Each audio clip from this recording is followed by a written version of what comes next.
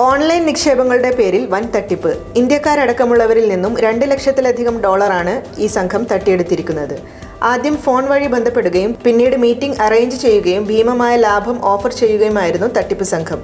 കൂടുതൽ വിശ്വാസത്തിനു വേണ്ടി Dubai world trade സെന്ററിന്റെ പരിസരത്തുള്ള റെസ്റ്റോറന്റുകളും മറ്റുമാണ് മീറ്റിംഗിനായി ഈ സംഘം തിരഞ്ഞെടുത്തത്. തട്ടിപ്പ് സംഘം നൽകിയ കമ്പനി വിവരങ്ങളും ലൈസൻസുകളും വ്യാജമായിരുന്നു എന്ന് പിന്നീട് തെളിഞ്ഞു. ചിലരുടെ കയ്യിൽ നിന്ന് നേരിട്ടാണ് തട്ടിപ്പ് സംഘം പണം കൈപ്പറ്റിയത്. എന്നാൽ മറ്റു ചിലരുടെ കൈകളിൽ നിന്ന് ഓൺലൈനായി കൈമാറിയ പണം മൗറീഷ്യസിലെ അക്കൗണ്ടിലേക്കാണ് പോയതെന്ന് തട്ടിപ്പിനിരയായവർ പറഞ്ഞു. പണം കൈപ്പറ്റിയതിനു ശേഷം തട്ടിപ്പ് സംഘം തങ്ങളുമായുള്ള എല്ലാ ബന്ധവും വിച്ഛേദിക്കുകയായിരുന്നെന്നും മൗറീഷ്യസിലെ കമ്പനിയുമായി ബന്ധപ്പെട്ടപ്പോൾ അവർ ഒരു മറുപടിയും തരാൻ തയ്യാറായതുമില്ല എന്നും ഇവർ പറഞ്ഞു. ഈ തട്ടിപ്പ് സംഘത്തിനെതിരെ നിയമ നടപടിക്ക് സാധ്യതയുണ്ടെങ്കിലും ഭീമമായ സംഖ്യയാണ് അതിന് ചിലവഴിക്കേണ്ടി വരിക എന്നത് കാരണം പലരും അതിൽ നിന്ന് പിന്തിരിയുകയാണ്. ഖത്തർ പ്രധാനമന്ത്രിക്ക് അത്താഴ വിരുന്നൊരുക്കി ഡൊണാൾഡ് ട്രംപ്. ഇസ്രായേൽ ആക്രമണത്തിന് ശേഷം ഖത്തർ അടക്കമുള്ള ഗൾഫ് രാജ്യങ്ങൾ കടുത്ത പ്രതിഷേധവുമായിട്ടാണ് മുന്നോട്ട് വന്നത്.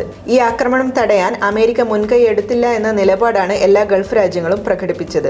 ഗൾഫ് മേഖലയിൽ അമേരിക്കൻ മിലിറ്ററി സാന്നിധ്യം ഉണ്ടായിട്ടും ഇസ്രായേൽ ഇങ്ങനെ ഒരു ആക്രമണം നടത്താൻ ധൈര്യപ്പെട്ടു എന്നത് ഗൾഫ് രാജ്യങ്ങൾക്കിടയിൽ അമേരിക്കയുടെ വിശ്വാസ്യത നഷ്ടപ്പെടാൻ കാരണമായിട്ടുണ്ട്. ഈ അവസരത്തിൽ ഖത്തറിനെ അനുനയിപ്പിക്കാൻ വേണ്ടിയാണ് ട്രംപ് ഈ അത്താഴ വിരുന്നൊരുക്കിയത് എന്നാണ് രാഷ്ട്രീയ നിരീക്ഷകർ വിലയിരുത്തുന്നത്.